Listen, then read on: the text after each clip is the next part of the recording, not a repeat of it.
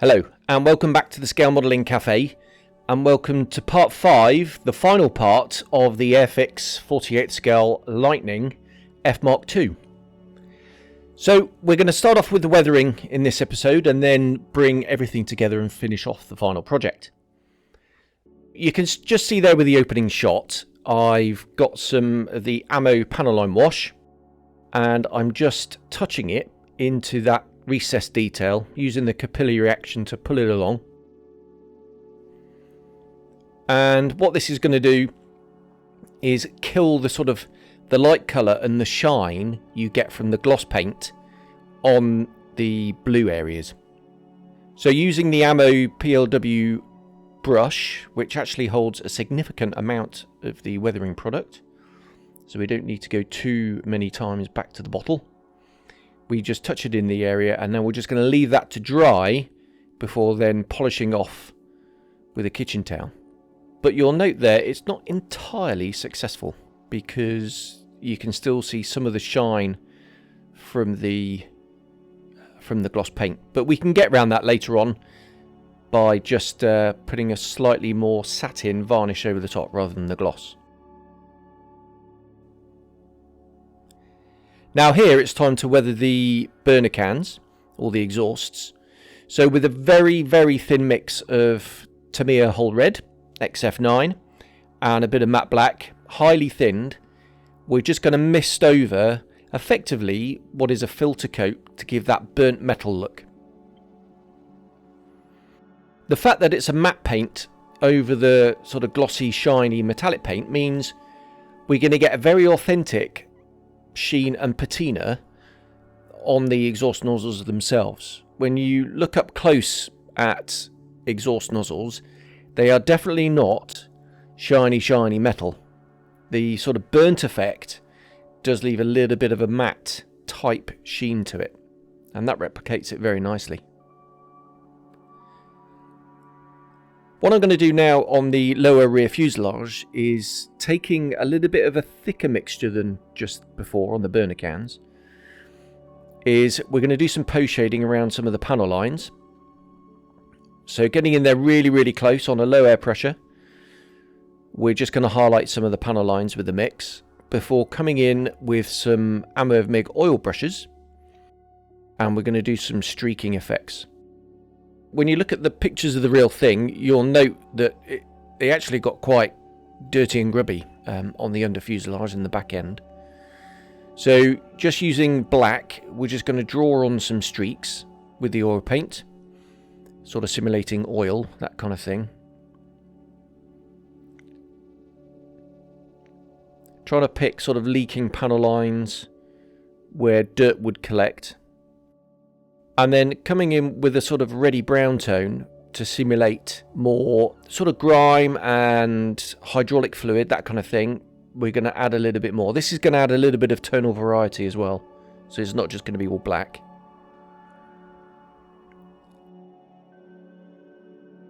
And then using a flat brush with a little bit of thinner, we're going to streak it back. You'll note that the brush keeps disappearing out of shot. That's because I'm wiping it on some kitchen towel, just cleaning it off. And we're going to just streak that back.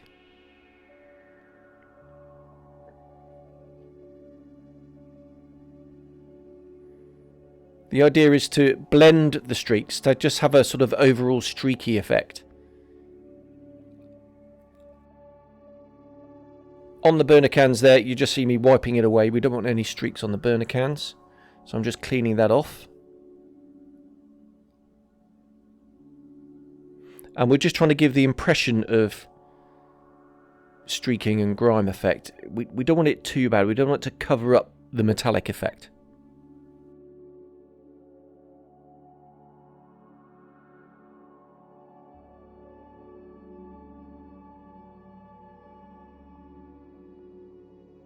And just wiping it away with my finger as well if needed, just on the jet pipe. And there is the finished effect. Quite realistic, I think.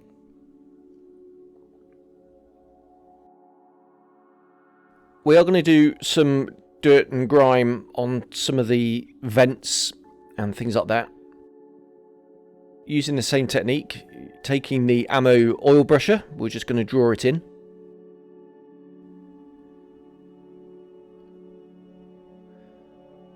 And then with that same flat brush, dampened with a little bit of enamel thinner, we're going to come back and streak that back. I always look at reference photos when doing this kind of thing, and that will give you some ideas to how to get a realistic finish. I might not replicate the exact aeroplane at the exact time, but I just take a whole bunch of pictures of the same aeroplane and then use that as inspiration, really, rather than doing a specific aeroplane at a specific time.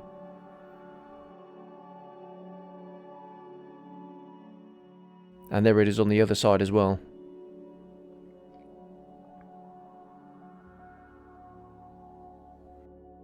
On the home stretch now, the canopy masking has been removed. We're just going to go in and touch up with some matte black acrylic paint around the cockpit sill. Any little bit of paint that kind of smudges onto the metal, not a problem. You just wipe that away with a finger. And some photo etch. This came from the Edward set. So with a cocktail stick, we're just going to apply some of the F.Mk acrylic glue. I just forget what it's called off the top of my head. Sorry about that. And with the tweezers, we're just going to push the photo etch part in place. The glue dries crystal clear and rock hard. It's really good for photo etch, especially on canopies. The excess glue just wipes away easily with a finger.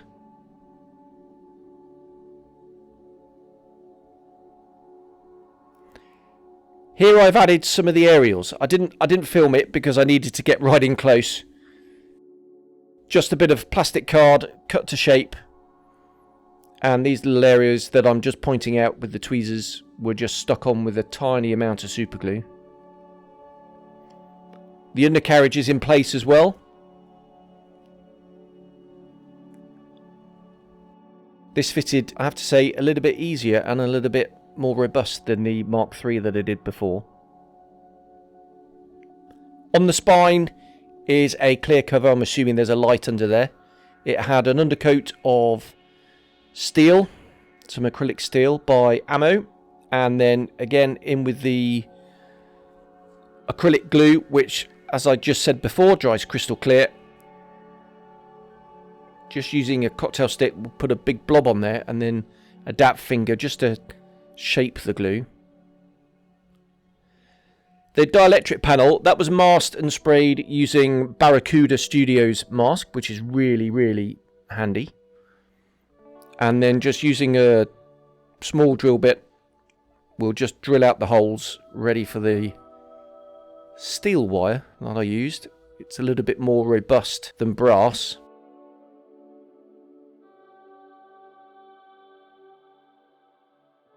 And we'll just kind of clamp it with the tweezers and then push it into position. It's a very tight fit. There's a little bit of super glue on the end. And actually that will be really quite strong. What I could have done is drilled a slightly bigger hole and a much longer aerial and actually fed it into the hole, but it kind of squashed into the plastic, giving it just a stronger bond. This is always a nerve-wracking time, removing canopy masks. We'll just see if there's any residue and mistakes going on underneath. Windscreen comes off, and just at the front there you'll see that little bit of white. I think that's a little bit of filler residue from a bit of sanding. I tried to get rid of it with the edge of the tweezers, but I couldn't. But no matter, a little bit of acrylic paint on a very small brush and we'll just touch that up. And that's repaired that. Seat going in, again the acrylic glue. I don't want any super glue fogginess going on, thank you very much. So quite a lot of glue splodged all around the bottom and the seat just drops into place. It fits very, very nicely, as you'd expect, because It was designed. It was designed with the resin cockpit in mind. A few final bits going on, a few dangly bits. The pitot, that was master barrels. It's only a few pounds, well worth the investment. But it's quite difficult to get the angle right. So I just held it with my thumb and bent it down to the right angle. So this was a little bit awkward. And as you can see, I managed to knock off one of the gear doors, but never mind. A little bit of super glue and we can repair that.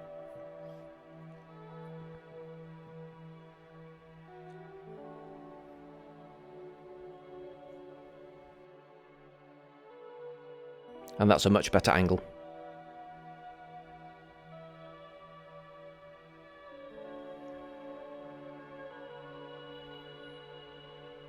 The main canopy, this fitted really nicely. The decals didn't though, which was a pain, so I ended up having to do a little bit of touch up with a brush. But actually the sort of bit it's mounting into is resin, and it takes the kit canopy really rather nicely.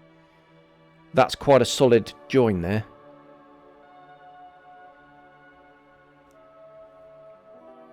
So that's the aeroplane complete. Now for the FOD guard. So this was a bit of resin. The casting actually is quite rough, I have to say. So it took a little bit of cleanup. It was primed, had an undercoat of white, and then I'm just using some MRP, ironically Soviet FOD cover red. And we'll just lay down a nice even coat. And I'm doing the back end as well, just because having a test fit, I could see that it would be visible. But to create a shadow, I went in with a bit of matte black. You can see I've actually glued a cocktail stick to the back edge of the part as a handle. And that's going to create any shadow effects. It's not going to be see-through at all. Now for some chipping. Some of the ammo chipping colour for the handles, because they would have been metal. I'm not entirely sure what material the ring is. I suspect it's probably wood actually, but I like the contrast of the dark colour. And then just going in with a wash. This is the Trax wash, fairly ubiquitous. A orangey brown, quite a dark orangey brown colour. That was allowed to dry. And then we'll just come in with cotton bud and a small brush moistened with thinner, and we'll just clean that up. And you can actually do some streaking effects with this as well.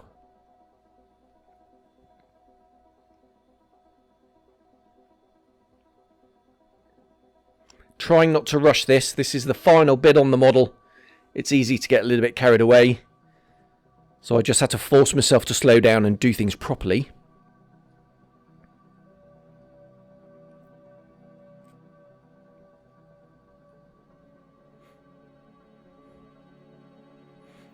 And then in with the brush, just to get in those tight bits where the cotton bud can't reach.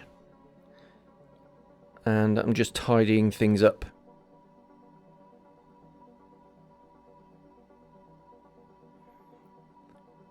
And after a satin coat, it was all finished. All we need to do now, in fact here is the satin coat. All we need to do now is mount it to the model. So again, using the acrylic glue. I thought that better than super glue, to be honest. I thought super glue would just bond too tightly to the paint, and it would be a little bit vulnerable. This is going to be, there's a little bit of flex in it. Any ooziness can easily be wiped away on the shiny metallic surface, and we'll just come in and we'll pop the FOD cover on the front, and that will be the model all complete. I think that looks quite neat.